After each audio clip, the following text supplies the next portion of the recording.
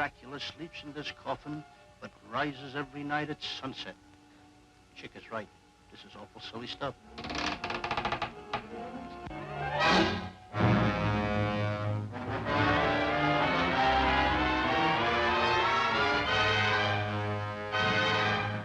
Come on, take it all out.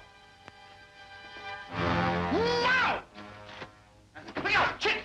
Cover up! What's the matter? Cover up! Wait a minute. The nation's top comics, Abbott and Costello. Petrified, but hilariously. Plus the dangerous and terrifying Wolfman, played by Lon Chaney. Plus that fiend out of a nightmare, the vampire Batman, Count Dracula, played by Bela Lugosi. Plus the most dreaded creature of them all, the Frankenstein monster, played by Glenn Strange. Plus a couple of luscious but designing females in the spookiest laugh fest on record.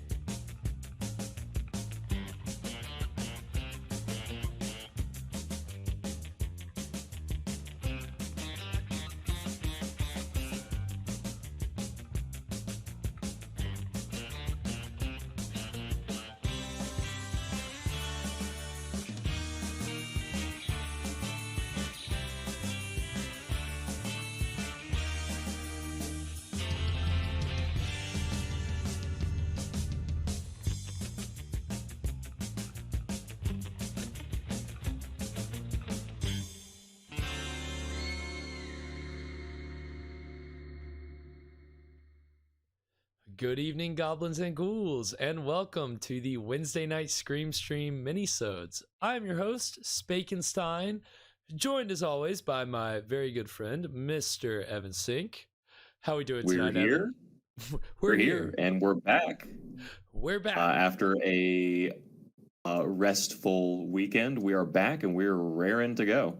Raring to go. Yes, we did. If you follow our stream regularly, if you're a loyal viewer, then you know that we took this past Friday with the main stream off. I was detained briefly, predisposed for a inordinate amount of time that unfortunately interfered with the stream. So I got through it. I got on the other side of it. It gave Evan a nice night off, so I hope he enjoyed that. Yeah, I just kick my feet up and watch a contemporary movie. Yes, I'm sure it's a nice change of pace from all the black and white and the monsters and the, terrible rubbers costumes and suits and all the wonderful things that we come to love here about all the public domain horror that we watch every Wednesday and Friday. And we had an episode last Wednesday. We got another one for you this week. Hadn't taken off from the minisodes. Those have still, we have plenty. I mean, this is a 12 chapter serial that we're watching, which again, if you're new to all of this, it's the Phantom Creeps, which we are. You're joining pretty late if you're new to this, but welcome. Welcome if you like to pick up on chapter 10 of 12, just because you just want to know what happens. I can honestly say that that's not really a bad strategy here, especially when I'd say a bulk of the episodes is just kind of the same things happening over and over again, which is, I mean, just swoop right in and catch the finale. Right, you're not really missing too much as long as you get those finales in. Then you kind of just skip into the good part. That's the good part. That's those cliffhangers are what we live for, baby. But last week's cliffhanger was pretty cool. Got to see some good model work, which again, if You don't remember how it Yeah. ended last week. We will get a good recap. So that's the other nice thing. If you're just getting in now, you get a recap. So you get a little, we hold we don't even do it. This is how the thing was made because, again, movie serials. It's basically the early form of TV before TV. And, they had radio back then. But as far as the visual medium, getting to get installments of some serialized thing each week, this was the ticket until about 10 years later, once television started kind of catching on. I mean, it was around 1950 that I think television Yeah, really... back then you didn't have to catch every episode. No, you didn't. And I mean, hey, it's all dependent on if you had the nickel to be able to go into the theater and catch the latest installment. If you weren't making your allowance that week, then how are you going to find out if Bela Lugosi ever got the media right? How are you going to know if the female reporter ever writes, a story on any of these giant scoops she's getting? We don't know. Yeah, if you just have a penny, then you just get the peep show in the lobby. No sound. No, you have to crank it yourself, and you're lucky. It's 30 seconds, and you're lucky if it doesn't jam. It's probably gonna jam. It's gonna have sticky fingers all over it because back in those days, I imagine the snacks at the movie theater were just the greasiest, stickiest. I mean, they're probably just a bucket of toffee. A bucket of toffee and a stick of bratwurst, and you're rearing to go for an entire day at the movies back in 1939. And that's where you're gonna... And they complain, oh, I can't believe I spent 20 cents on this bratwurst and this bucket of toffee. I can't believe how expensive these snacks are. I told him I ate before I came in the theater, and I thought that was going to help. But there's just something about that movie theater bratwurst. It hits different. It's not like anything else. I go in, I got to get it. I have to get my bucket of toffee, obviously. It's, your movie theater experience is not complete without a big old bucket of toffee, which I feel like was probably a more ubiquitous candy back in the 30s and the 40s. And I mean, probably right. I don't think it's super popular now. Not last time you had a toffee, Garrett. I mean, what is it? Is toffee in a Heath bar? You know what I'm talking about? I think that has toffee, doesn't it? That's the only prominent one that I could tell you right off the top of my head that is for sure got toffee in it. That's what I'm saying. Like caramel, however you want to say it. It's in so many candies, it is kind of the common things, but I feel like toffee is hard, right? Like caramel can be isn't toffee just hard caramel? Is that what it is? Just super isn't hard it? caramel. It's all just sugar, right? Pretty much, isn't it all just sugar? I mean, don't get me near that snack bar. All I'm gonna do is just nonstop eat all those sugary snacks. And good thing Silent isn't here to hear me say that, because then I guarantee he'd call me. He would fat. light you up. He would light me up. Oh, on fire in a heartbeat. Silent would not miss that opportunity. But no, I'm not to be trusted around too much candy. I can't resist the sugar and the sweetness. One thing I hate about the summer. But is the what? The sweetness? The sugar? Well, I'm just, I'm at a pool. Oh, okay. You're at a place that has sugary constantly things. Surrounded by sugary things. Temptation. If I'm in the snack bars, so then it is very tempting for me to buy a Snickers bar or to buy some Airhead Extremes or what have you. That's how they get you. And next thing I know, I sold my soul to the company store. Pretty much. It's essentially, I'm in debt to the company store, and you know what? You're working for free. I'm working paying for free. You in Basically, Airheads. they're paying me in Airheads and Snickers bars and Kit Kats and soda, of course. Wouldn't be snack bar wouldn't be complete without a good old sugary soda. You know that they weren't watching the Phantom Creeps eating their toffee and their bratwurst without a big old cup of Coca-Cola right by their side. Back then it was a lot better too. Mm-hmm. You know what I'm saying? The good stuff was in Coca-Cola in those days. That's why they probably didn't mind. They could probably keep up with all the different characters running around in fedoras. Like, okay, this guy, remember him from last week? Yeah, all right.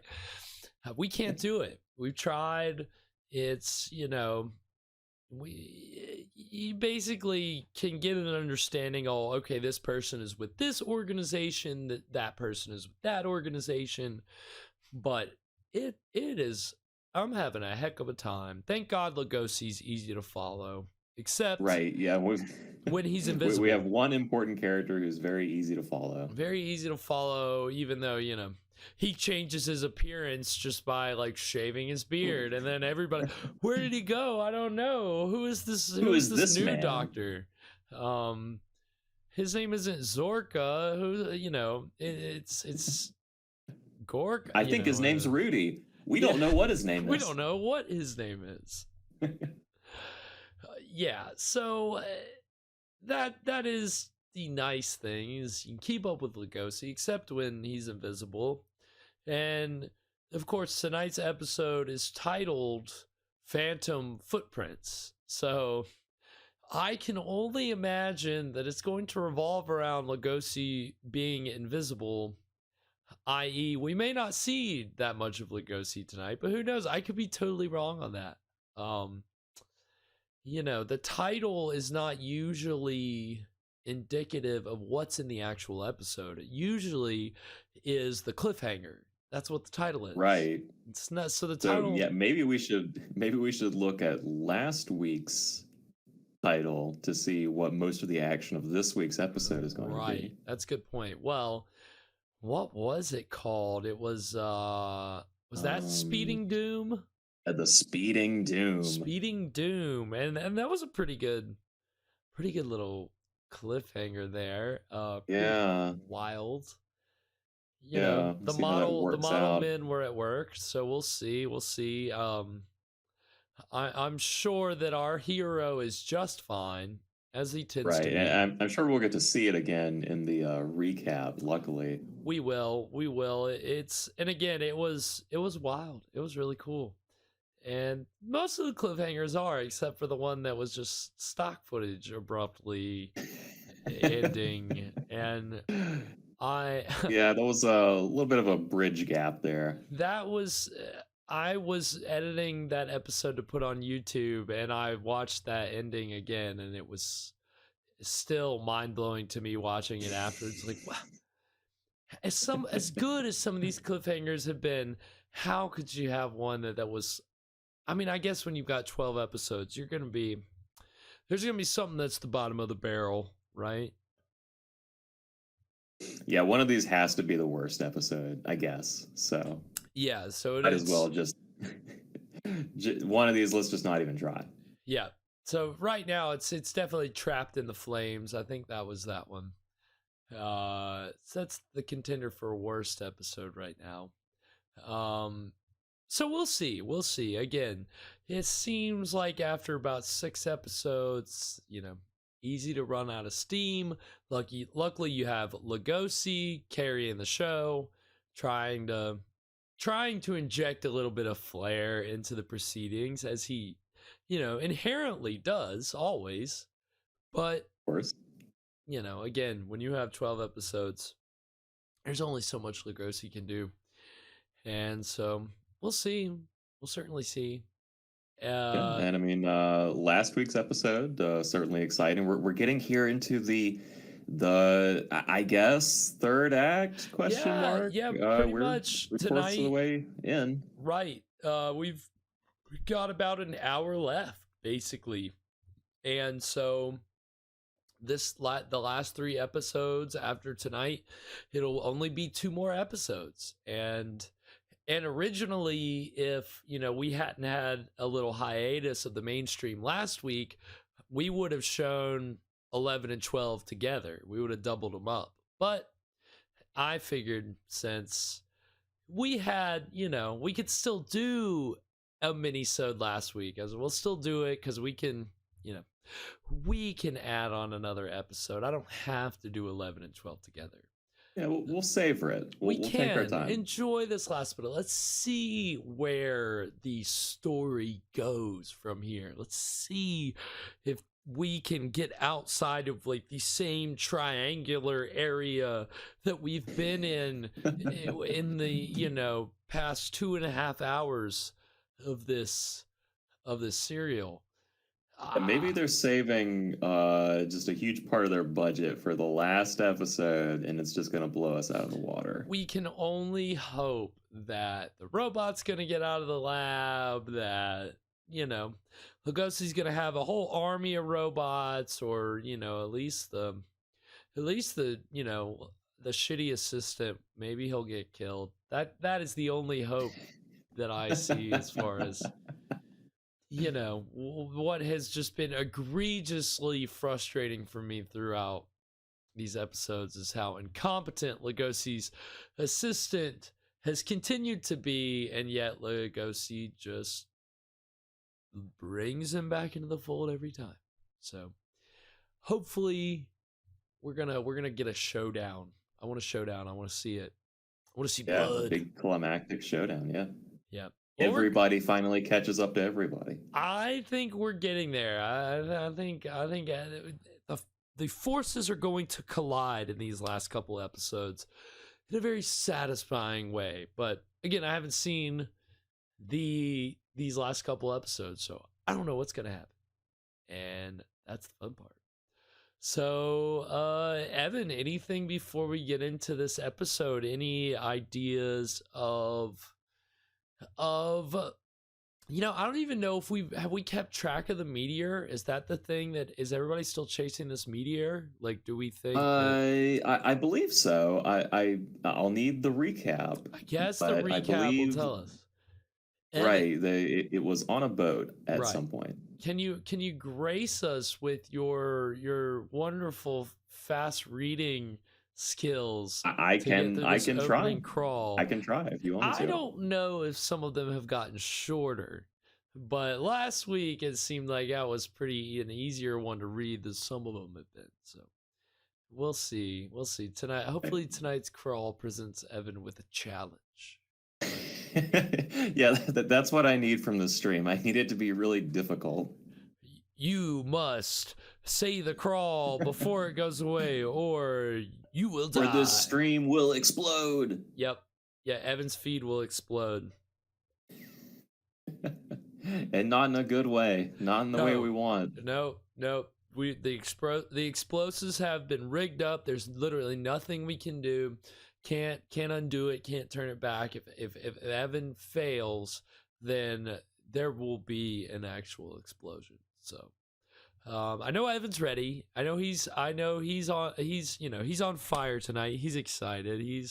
I'm champing at the bit, man. I got my bucket of sugar. I've got my glass of cocaine fueled Coca-Cola, and my fistful of bratwurst. I'm ready to go.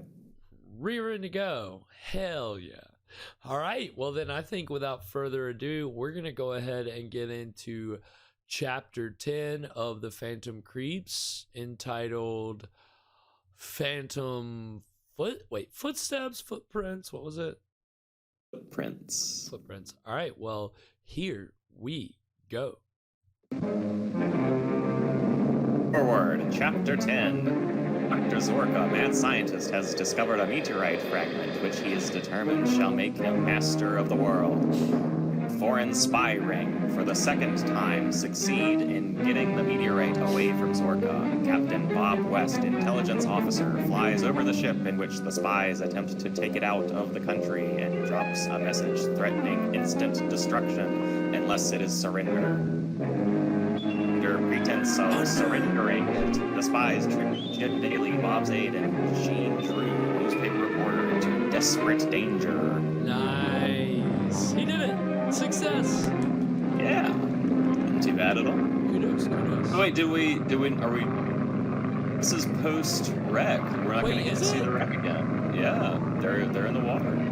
That's some bullshit. Yeah, what the heck? That's like the best model work they've done so far. And they don't even show it again. Maybe we're about to get a plane crash. Maybe the way he's flying like that. It's flying like a maniac. Uh-oh. Can't be flying low in them Hollywood hills like that. Oh, this is probably not Hollywood. This is probably wherever Universal's original studios are at. Wow, that's a bummer that they just skipped over that. I am really bummed about that. That sucks. That was literally the best part. So if anyone is wondering what we're talking about, the end of last week's episode, it ended with a fantastic model scene of a boat crashing through some kind of wooden structure. Like a buoy or some kind of channel marker or something. Just slammed right into it. It was really good. It was good. The wood exploded everywhere. Like that boat, those people would have been dead. Of course, we just see them all floating in the water. So yeah, right, I guess they were worried that you'd see that and be like, oh, no way they lived in that. And they would be right. Yeah, because the way that wood exploded, it looked like that when the boat crashed. Splintered into a million pieces. It was great. It was really awesome.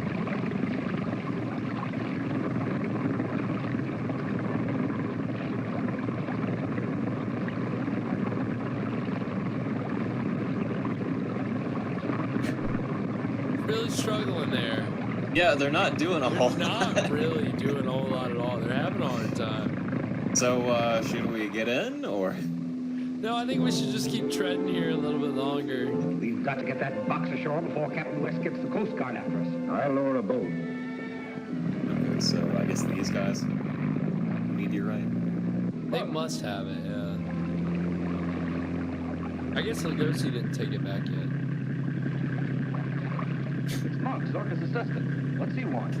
Oh, was he Zorka's assistant by himself. Is he turncoating again? That fucking rat Come aboard, bastard. Monk. We'll throw you a line. Where Zorka just invisible. Oh, yeah. Yeah, there he is. I can see his... Trojan horse. Who's he talking to? Himself, I guess. He's a kind of a nut, like Zorka. Don't mind him. He just talks to himself. He's just crazy. And he's a terrible henchman.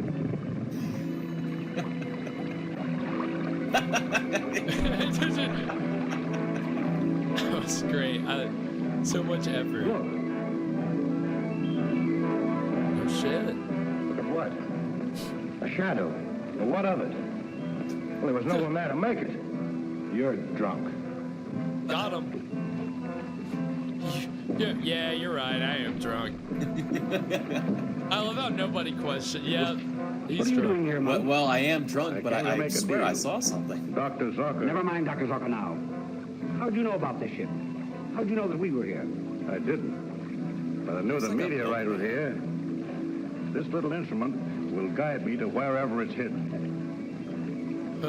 Meteorite? So, that's the source of Zorka's power. Yeah. But the meteorite is more dangerous than useful to you without my help. Your help? What about Zorka? Dr. Zorka's dead. That's a lie, Monk. Zorka is masquerading as Dr. Zane. We caught him with you and locked you both in his own Dr. vault. Zane, that's what it was. That's right. Dr. We did Zane, the escape. worst But fake Zorka only name. lived a few hours It's so similar, too. Dr. Oh, wait a minute. Zane. Yeah. Can you prove that Zorka's dead? If you'll come to his house with me, Dr. I'll not only prove he's dead, Zorko. but I'll let you into the secrets of his laboratory. And what do you expect to get out of this? Protection first. Zane. Captain West is after me, too. I also want a 50-50 split on the price Dr. Zorka's element brings you. Oh, You put a high shit. price on your services. Well, We'll talk terms after you make good your bluff Well, I about guess Zorka's he's death. confident. He knows. All right, bring the you know, meteorite. You go ashore on Monk's boat. this plan won't fail because he's not actually turncoat. look at Monk. He's being surprisingly confident. It is surprising. For once, it actually is very surprising. Any word from Captain West, Perkins? No, sir. No one has called. No, sir. No I one is think cool. I'll have another look at Zorka's laboratory. I won't go there alone, sir. That house is dangerous. If Captain West fails to recover the meteorite, I've got to gather every scrap of information I can about how to combat it. But the danger. The country's in danger. If Captain West calls, tell him where I've gone. Yes.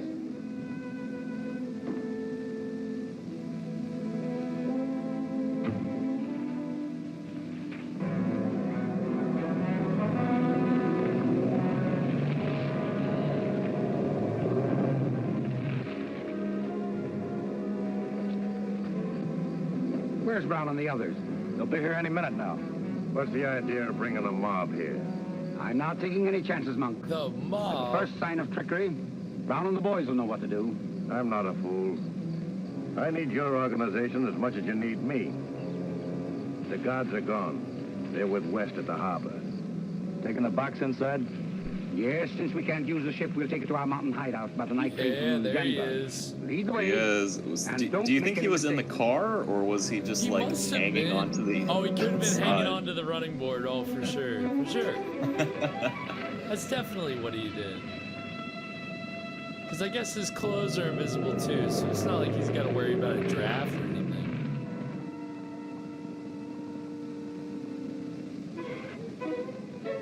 No, everybody's convening on the lab again. The lab. Yep, we're back, and we're back to the lab again. Back to the lab again.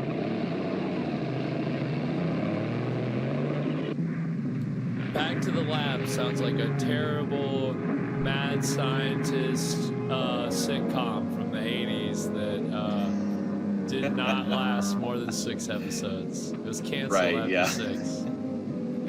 4 were aired. It was canceled after 4, and 6 were produced. Back to the lab. I would watch that. I'm sure you could actually make that a lot of fun.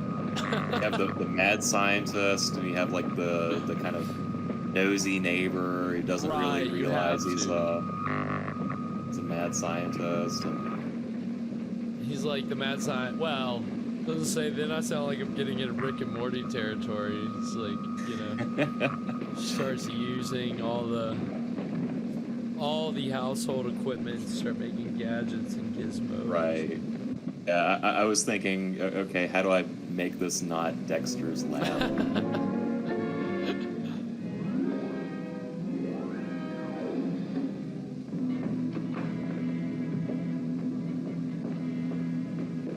So is that a peephole in the door, or is it a mail slot? It looks like a mail slot, I'm gonna show you and what I to guess do as for you're the told if you purposes of get out the of your shot, I don't believe it's the a doctor's mail dead. I believe he's hidden somewhere in this house. so we can see both of Lugosi's eyes instead of Right. people. Just one. Yep, but here we are back in the lab. Wonder what's gonna happen. We finally made it, Chief. We had a little engine trouble. All right, where's Brown? Outside watching. Now listen, men. I want this place searched. Tap every wall for secret panels and be prepared for trouble at any minute. Nice, okay, Zorka's probably finally hidden you're here, using some perhaps watching us sense. and listening to what we're saying. Yeah, he might be right in this room, invisible. Remember the shadow Brown saw on the ship of the man who wasn't there? Oh, forget that. Come on, search the place. Oh, forget that. Forget The guy's like, you have to be prepared for anything, and then just, oh, forget about that. Forget about that drunk guy on the boat earlier. Any luck, sir? No, they tricked us. Oh, gone it, they Dr. tricked Mallory's us. office. Yes, sir. He just came in. For you, Captain. Oh, thanks. Okay, we're gonna go ahead and take our break because it's more or less halfway through. So, I would say so far, I mean, again, it's a lot of movement, but a little more intriguing. Yeah, it's marginally more intriguing than a lot of these have been. Now that we've got the spies actually in Zorka's lab, you got some brains that are kind of, trying to do at least a little more than the last people were doing when they went in the Right. lab. And so makes it a little. If they stumble upon the robot, at least we'll be able to see the robot try to fight like Oh. 6 dudes instead of just one. Well, was there a time where the robot tried to fight a couple dudes? Or Yeah, I think there was maybe was like it just 2 or 3. one guy that he just fucked up really bad? I don't know. It was hilarious though, I don't because know. There's been a few robot fights. if you've seen the robot fights, then you know that it's some poor stuntman with this giant helmet on his head who's just flinging his arms around like, grappling with these like short little dudes, and it's hilarious, honestly. So hopefully we have some of that coming up. I really hope that we have another robot fight. And yeah, I hope that there's like the robot versus 5 little guys. He's just swinging his arms around. And I mean, it is actually a sight. It is a sight to behold. So yeah, I mean, I would say, and also the whole thing with the assistant kind of playing the spies right now. That's kind of cool. That's, Some intrigue there. more Actually intriguing doing than something other him than just driving turning. the car. Yeah, better than the assistant just turning face, trying to switch sides, and then trying to save face and get back in Lugosi's good graces. It's they've got a plan. They're playing the spies to get the meteor back. So we will see if they're actually successful, or is it just gonna end in a crazy robot fight? Could easily happen. We don't know. That's the beauty of the Phantom Creeps. It's it's certainly within guessing range, though. We've seen enough episodes that we can certainly guess. We can make a pretty educated guess. Pretty solid, educated guesses about what's going to happen next. So we will see. In the meantime, in these breaks, we always try to bring you a Bela Lugosi trailer, because as we're watching The Phantom Creeps, we're also digging into Lugosi's career and the highs and the lows, and we've been going in chronological order each week. I'll show a trailer from some era of his career, and tonight's trailers are in the back half of this is later career Lugosi. We've now gone from the middle career where he was doing the Poverty Row stuff. He was working at Universal, and now he is. So one of the trailer we saw before tonight's episode started was Abbott and Costello Meet Frankenstein, and When was that? that came out in 1949 and 48 or 49, and a couple years before that, Lugosi had kind of started to take a hiatus from films, but definitely after Abbott and Costello Meet Frankenstein, he started going on tour and doing stage shows, and he did a lot more stage shows during the late 40s and the early 50s into the mid 50s. It really just stopped, working in films in the frequency that he had been. We talked about times where in his early career, he was making a movie in the morning, a movie at night. Then, in his middle career, he was getting to work for all the different studios. And now it's to the point where there's some years where he went without making any movies at all. And again, after Frankenstein, Abbott and Costello Meet Frankenstein, it was just comedies and horror comedies. And so, for the most part, so the trailer that we're going to see tonight, if you watched our Lugosi episode on the mainstream of The Ape Man, then you've seen this trailer. It's for a movie called Bela Lugosi Meets a Brooklyn Gorilla.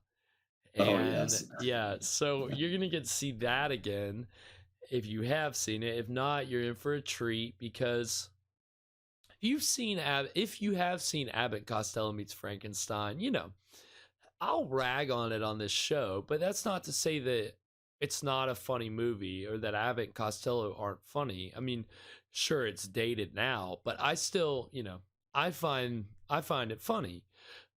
This tries to be like Abbott and Costello in that there's a comedy team. What are their names? It's like Duke Mitchell and Sammy Petrillo, and they're trying to be. Are they a real comedy duo, or is it a fictional for the purpose of the movie? It was this was like the first movie they did, and they maybe did one other movie. This might have been the only one. Their act is basically a ripoff of the popular comedy act of the 50s of Dean Martin and Jerry Lewis.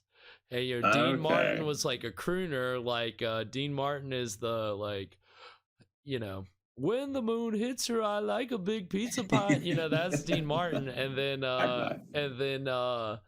you know, fucking, oh god, Jerry Lewis is just, you know, he's with the voices and the facial expressions and the, you know, he's just zany. He's just always, you know, that was where Abbott and Costello was one kind of comedy team, and then you had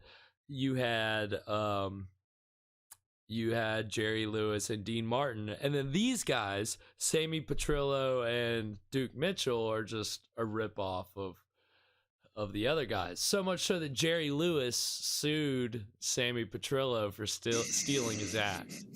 So this guy's stealing my jokes. Yeah, nobody's allowed to make faces like that. No, like legit, you'll see this trailer, and I think like when this trailer came out, Jerry Lewis sued. Like Jerry Lewis sued over this movie and like some club appearances that the other team had done, saying, you know, they're trying to steal our act. So, but let me tell you, I don't know what Jerry Lewis was so worried about, because it is awful. So well, all right, let's get into it. So we're gonna get the trailer for Bela Lugosi Meets a Brooklyn Gorilla, and then when we come back, we're going to get into the exciting conclusion of Chapter 10 of The Phantom Creeps. So stick around, we'll be right back.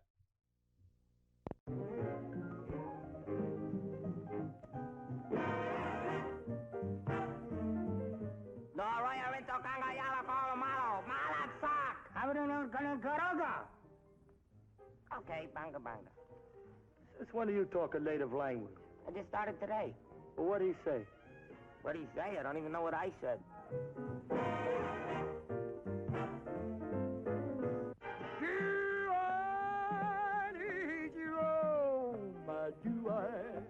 Baby, of course I do. Duke Mitchell and Sammy Petrillo turn an island paradise into the zaniest madhouse in the 7 seas. Charlita puts a gleam in Duke Mitchell's eyes. Your smile only added life to your masquerade. Muriel Landers puts the whammy on Sammy. Sammy! Run for your life! Go on, get out of here. Run for your life. Ramona, the romantic chimp, takes off on a romantic chase of her own. Strange, but interesting. Really think so? What did Tommy tell me? Bela Lugosi finds the perfect subject to turn a gorilla into a goof, and versa versa. Look, what are you trying to tell me? I don't understand a word. What am I, dumb or something? Don't answer that. Now look, Duke Mitchell, I'm running this game, you understand? And don't talk back. Yeah, now put it on, because we got to get out that door.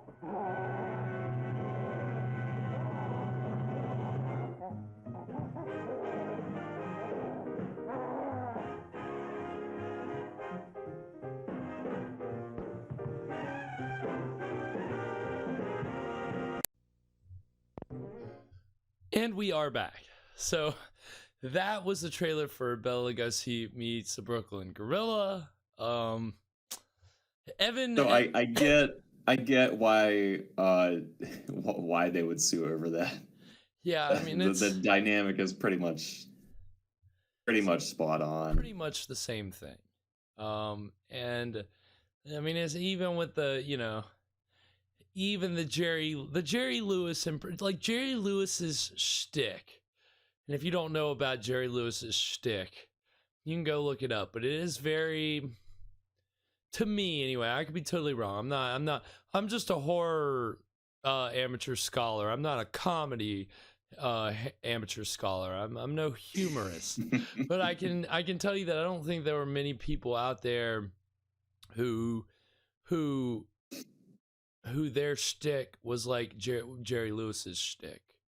I think it comes out of the same tradition as like people like, you know, your Lou Costellos, who kind of play the whiny character in the comedy duo. There's kind of the more whiny, more childish one, and then there's the more mature, more of the straight man.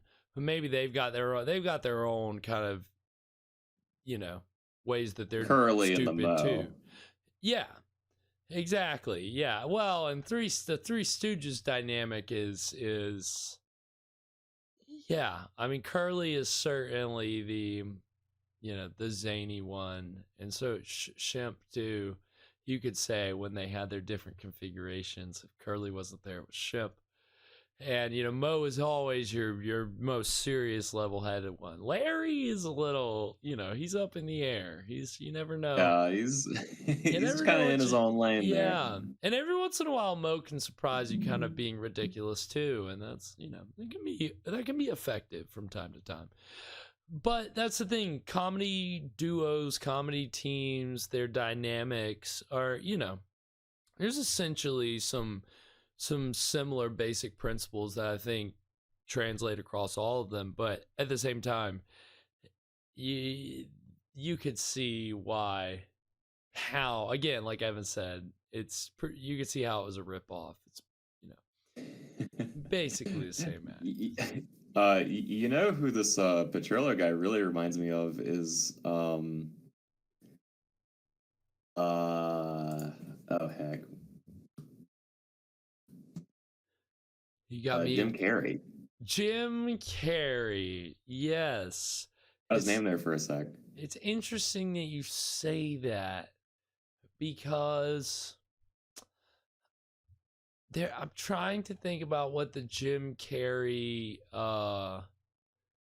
if there's any kind of Jim Carrey, Jerry Lewis connection. Like, I feel might be a like thinker. Jim Carrey has either impersonated Jerry Lewis, or there's been something where he's, I mean, it's a very similar, I mean, you're 100, it's a very similar thing. You know, has Jim Carrey ever done a movie where he plays like multiple characters? Has he ever done one of those? Didn't he do? He did Me, Myself, and Irene, right? Yeah, does he play multiple characters in that, or is it just multiple personalities? Multiple personalities of himself. Well, because like that's the thing, is that Jerry Lewis, when he stopped being in a comedy team with Dean Martin, like they had a falling out. So then Jerry Lewis started doing all his own like movies, and one of his like specialties later on became like playing multiple characters, or playing people who were like very outrageous, over the top, like caricatures, with ridiculous makeup. You know, you think about Jim Carrey in the Sonic movies, you know? Right, yeah. You know, Jim Carrey. He's always really over the top. Well, and apparently Jim Carrey wanted to play Curly when the Farrelly brothers were making their Three Stooges movie. And Okay. he tried to shave his head bald, gain all this weight and stuff, and I think that it fell through. That incarnation of the movie fell through, and then they got the later one that they did, which I haven't watched all the way through, but it was just didn't seem like my cup of tea. Even though I'm a Three Stooges fan through and through. And you better believe we'll be watching the Three Stooges public domain shorts whenever I find an excuse to show them. If we ever have a public domain comedy night, then you better believe. Look forward to that, because it's gonna happen.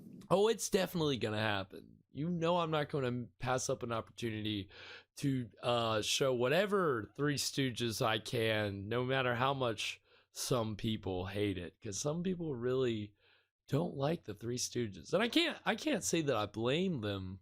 I could see the dislike, but you know, hey, comedy again. That's the natural trajectory of horror, right? You know, horror, everything reaches parody at some point, and that's unfortunately where Bela Lugosi found himself toward the end of his career. It is funny. I don't think we had the mics on there at the beginning when we were talking about Lugosi. You said that the Abbott and Costello movie was the second and only other time he played Dracula. Right, exactly. Yeah. And that was, I mean, I don't know if you'd really say that's parody, but it's at least, you know. Oh, it's 100% parody. Again, Lugosi plays it straight. You know, in his role, he's not necessarily given too many he's not saying like puns and jokes. Like if you've seen Young Frankenstein, and then I'd say again, if you've seen Love at First Bite, which is basically the Dracula version of Young Frankenstein, Love at First Bite is one of those movies where the Dracula character is like saying puns, or like the lines that like they're saying are a setup for a joke. And I'd say that Lugosi's, you know, portrayal of Dracula and Abbott and Costello Meet Frankenstein isn't necessarily that. But it is like kind of, he is kind of smirking, like he is getting to play Dracula like really smug and really like kind of winking a little bit. Tongue in cheek, yeah, I know. It's me. It's a great film. I wish we could show it on the stream. Again, I'm gonna have to start doing like reviews of some of these movies or something, or we're gonna have to, you know, we're gonna have to find a way to talk about the non-public domain stuff in some analytical capacity. But again, it's always these things. Mainstream horror history can always be tracked in what we find in the public domain, which is the whole beauty of this show. It's why I bring you public domain horror, because it all, you know, there's a lot of overlap, a lot of 6 degrees of Kevin Bacon, you know, which gotta come up with, you know, what would you call it? I don't know, 3 degrees of Lugosi. I mean, it doesn't take much. Not when it comes to classic horror.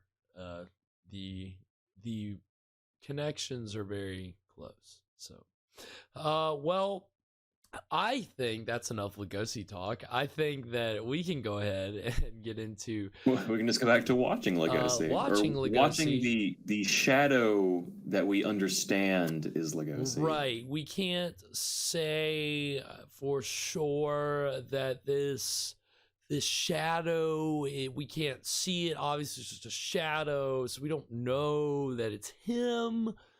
But maybe we didn't see a shadow at all. Maybe we're just drunk. Right. We could. Well, you know, again, I'm only my second beer in. I can't say necessarily that I'm drunk. I could say that I'm buzzed. Certainly would have been more defensive than that poor gentleman who just kind of seemed to accept that he was just drunk and did not see that. Oh, shadow. yeah, okay. But we'll probably You're see right. plenty more of this shadow. So, Hopefully we see some footprints. Well, yes. I mean, yeah. If the phantom footprints don't make an appearance within the last 5 minutes, then this whole episode's just been a wash, I guess. It's, what are you gonna do? Well, yeah. I think, without further ado, Evan, if you have it queued up. All queued up. All right, and my timestamp is 3:08:39. Okay. All right. So we're going to go ahead and get into the exciting conclusion of the Phantom Footprints right now. Hello. Yes, a mob of them. They went into Zorka's place not more than 5 minutes ago. Yes, I'll take care of that, Dr. Mallory. I'll have Daly and his men pick you up. Right, goodbye. Daly and his men will be right here. Will you have them pick up Dr. Mallory at Garland Road and come right to His name Zorka? should be Dr. Mallard. Nothing. You better stay here. You've been in Dr. enough trouble Mallard, today. that's Dr. a Mallard. great sci-fi name, or horror name. I love that.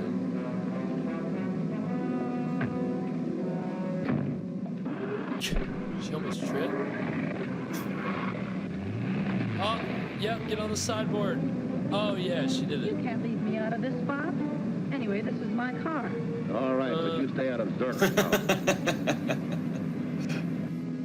I love how he was just going to take your car. Right, she seemed pretty unbothered about No, that part. yeah, she accepted it. She was just lucky she hopped in time. She looked like she's got one of these with the giant stick shift. The giant gear shift. Right. Are they gonna find it?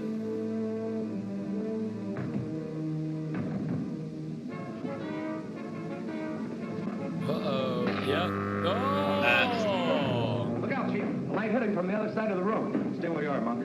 Get back in the Death wall. Ray is back in action. So they're looking all over the place in this room and they don't notice the huge slit with the guy staring at them. Oh, no, they couldn't see Lugosi's big eyes. They are in every poster because of how intimidating they are.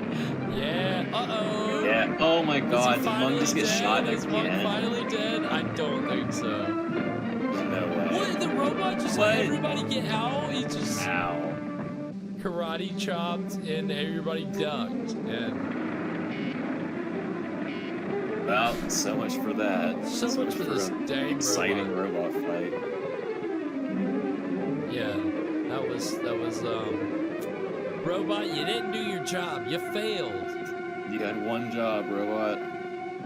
No oil for you.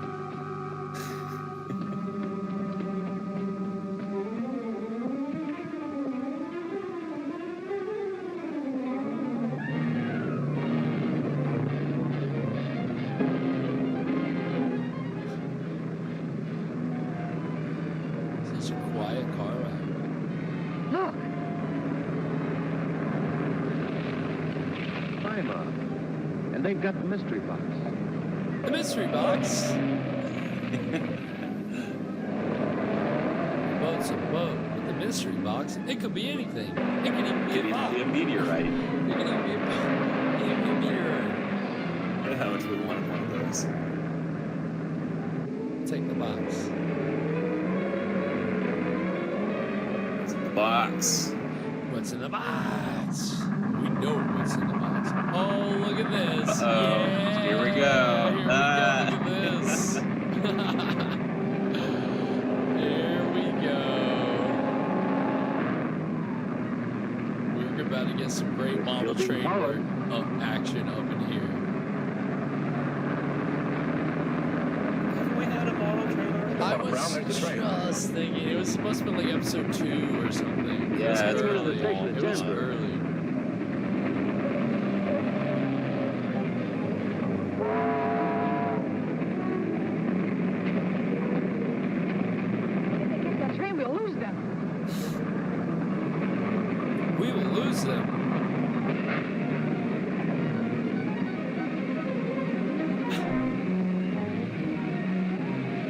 don't you run?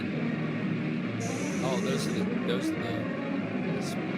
spies, I guess.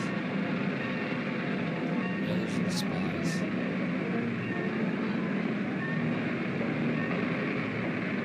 Get away. We're going to make it. I don't think so. Yeah, don't say that, you idiot. You're gonna jinx it, dude.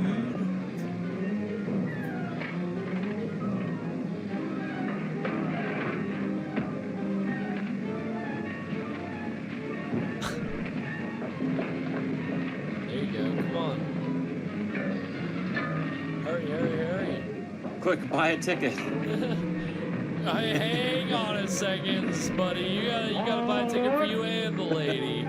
You're not going anywhere till I get exact change.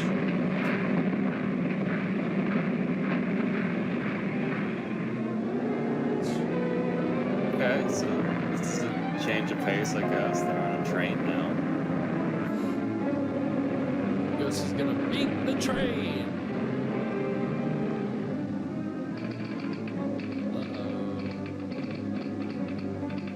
Gonna get those phantom footsteps. Yeah, I guess Lugosi is about to get invisible again.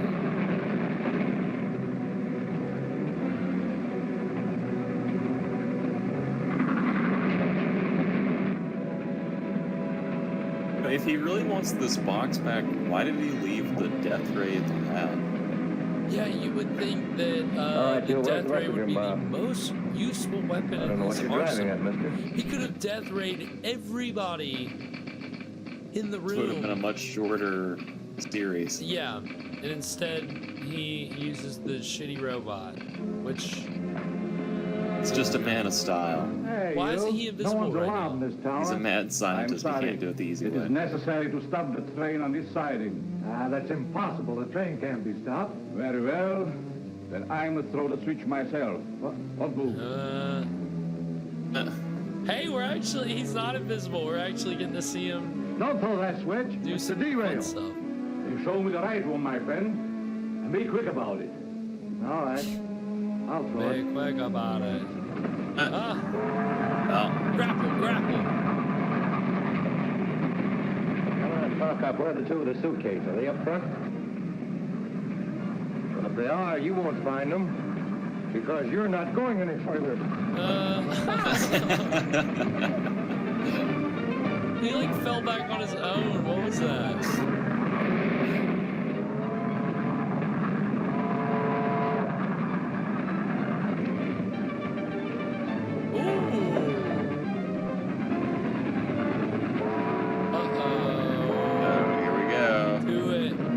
Switch. Uh-oh.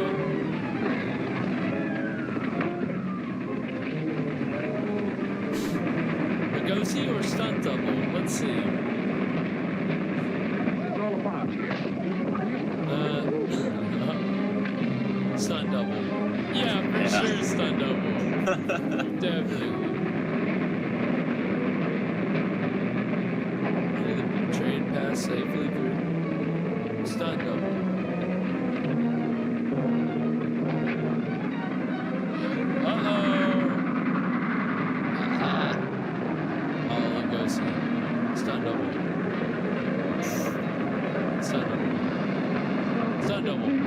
Yeah, it's oh my god! Wow. Holy that was a train full of people. Wow. The blast. They're probably fine. Oh, I'm sure they're okay. Perfectly alright. Right. That's that little crash wouldn't hurt a fly. I'm sure that the reporter's okay, and the young hero is okay, and the spies and the gangsters are okay, and Monk. These things happen. You just get up, you walk it off. Okay, I hope. If we've seen the last of Monk, I will be very surprised. Very. Because he's certainly survived worse before. He has survived many more gunshots before the water too that he got in his gut tonight. So if he's not alive and kicking the next episode, color me surprised. Man is just a bullet magnet. He really is. Almost, I would dare to say, bulletproof as quickly as he has bounced back from some of these gunshot wounds. But we'll see. And Lugosi, I guess, is fine, right? He wasn't in the train, so yeah. I wouldn't be upset I'm sure he probably wasn't even that hurt from the fist fight, seeing how it wasn't even him. How cool would it be? Like, it would drive audiences crazy if in episode 10, like, you kill off all the other main characters in a train crash, and now we're just following Lugosi for 11 and 12. I mean, I would love that. Just let the mad scientist take over the world, or do whatever he's gonna do. Let's just see, just go crazy with it. Let's see how this plays out. Let's see what his plans for world domination actually entail. Let's entertain it for a little bit. I mean, hey, can't be any worse than what Europe was gearing up for at the time that this was being made. I can tell you that. Right. Well, the next episode is called The Blast. The Blast, which, good title. Very simple. I think it might be deceptively simple. I certainly wasn't expecting an episode titled Phantom Footsteps to end with a huge train crash like we saw. So that was right. That was welcome. I mean, I liked it. It was cool. I mean, I'm sure it was just stock footage from some other Universal film that, they basically built the story around. But hey, it makes for a fun cliffhanger.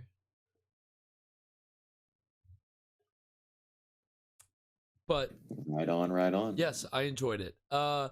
So that was Phantom Footsteps. Next week, join us Wednesday, 9 p.m. for The Blast, which will be chapter 11.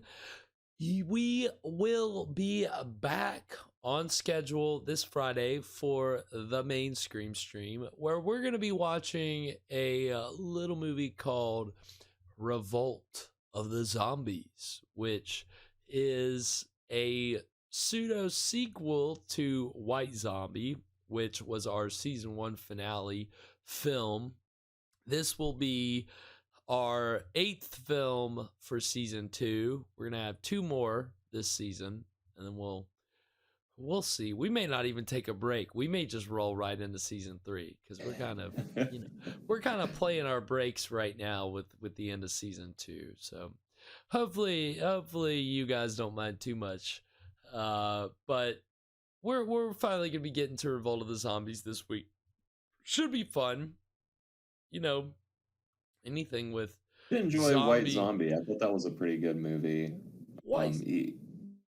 This isn't made by the same people, though, is it? Yes, it's made by the same people, but it is not.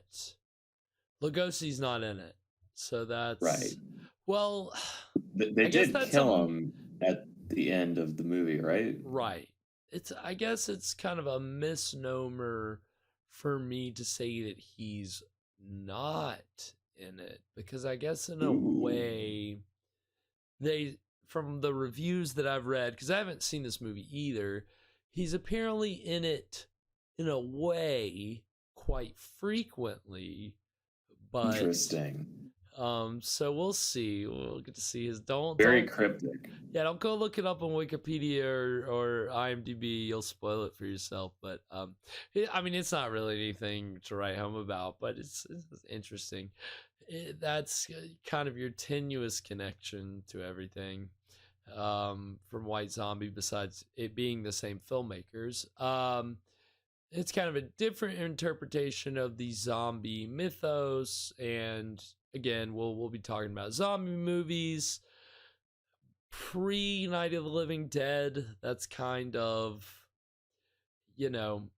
the watermark. Different kind of zombie. That is the contemporary zombie that we know today, and so that movie is something that I want to build up to. I want to go ahead and get the conventional representations of zombies out of the way for the most part and get into Night of the Living Dead when, you know, I don't want to get to it too early. It is probably, I know I've said it the last time I talked about Night of the Living Dead, it's probably the greatest film that we will show on the stream. That I'm subjectively saying that. I'm not going to objectively say it, but it is good. It is a landmark watershed film, which let's save it for a special occasion. I think I've got it in season 4 or 5 right now, like as a finale. So we'll see. I may move it back, or we may move it as something special. Who knows? But until then, we get Revolt of the Zombies. Should be fun. We'll have fun with it. You know, we always do. And one of the ways that we do that is Evan brings us a drink every week to enjoy with the film. A little segment that we call... What were you drinking? What were you drinking? What were you drinking? What was I drinking? This week we are drinking a cocktail called The Zombie, and there's a few different ways I found you can make this one if you want to be like really by the book. If you want to follow the International Bartenders Association or go a little bit off script, but the recipe I'm following uses white rum, spiced rum, dark rum, optional 151 proof rum, which I might skip.